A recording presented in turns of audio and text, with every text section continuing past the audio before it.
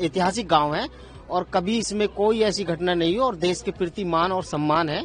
जी, इसकी जानकारी अगर हमें होती या हमारे किसी भी गांव के व्यक्ति को होती तो हम खुद इसकी जानकारी अपने प्रशासन तक देते। बल्कि मैं तो ये कहता हूँ, किसी को दुकान या मकान किराए पर दे रहे हो रहने के लिए तो आप पहले उनके बैकग्राउंड चेक करो या उनके आईडी प्रूफ वगैरह जो भी है वो चेक करो। हरियाणा के फरीदाबाद में एक डॉक्टर के घर से 360 किलो विस्फोटक बरामद किया गया तो चारों तरफ अफरा तफरी मच गई।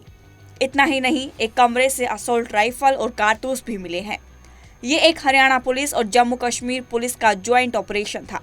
गिरफ्तार डॉक्टर का नाम मुजमिल शकील है, जो फरीदाबाद की अल-फलाह यूनिवर्सिटी में पढ़ाता था और पुलवामा के कोइल का रहने वाला है।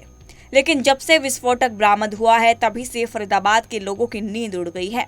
इस मामले में डॉक्टर के घर के पड़ोसियों ने क्या कुछ बताया, सुनिए।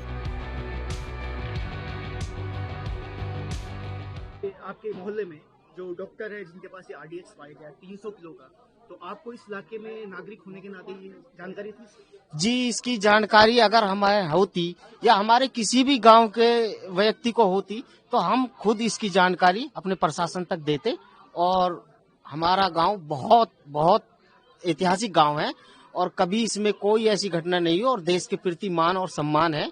हमारा गांव बहुत बहुत अच्छा, इस बारे में बहुत वो है कि हम तो खुद प्रशासन को सूचना कर देते। अगर हमें ऐसा कोई मालूम होता है, गांव के किसी व्यक्ति को मालूम होता तो इसको किसी को ये नहीं था कि ऐसा हो सकता। लेकिन गांव में एक अनजान व्यक्ति आता है, वो भी इस इलाके का नहीं है। आपने जांच पड़ताल में पूछा तो गया या किसी को? बिल्कुल बिल्कुल, ये आपने बहुत अच्छी बात कही है कि बाहर का व्यक्ति आकर गांव में रहता है। बल्कि मैं तो ये कहता हूं कि आप सरकार को ये एक जागरूक कदम उठाना चाहिए कि हर गांव या में जाकर ये बताना चाहिए कि अगर आप किसी को दुकान या मकान किराए पर दे रहे हो रहने के लिए तो आप पहले उनके बैकग्राउंड चेक करो या उनके आईडी प्रूफ वगैरह जो भी है वो चेक करो। इस बारे में सरकार को जागरूकता करने की जरूरत है।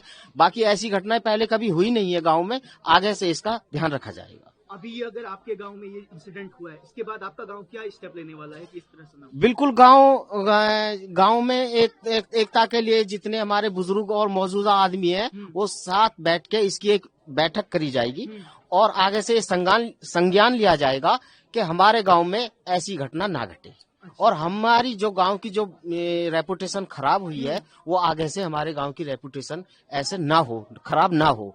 लगभग हमारे गांव की 30-35 हजार की आबादी है, तो बड़ा गांव है। ऐसी किसी को जानकारी, किसी आदमी को या पड़ोसी मोहल्ले को ऐसी कोई जानकारी नहीं थी कि ऐसा भी हो सकता है। तो आगे से इसके बारे में हम एक जोड़ करेंगे बड़े बूढ़ों को बैठाकर कि आइंदा अगर किसी को मकान या दुकान दी जाए तो उसका आईडी प्रूफ चेक किया। सरपंच जी कितने कट्टे हैं?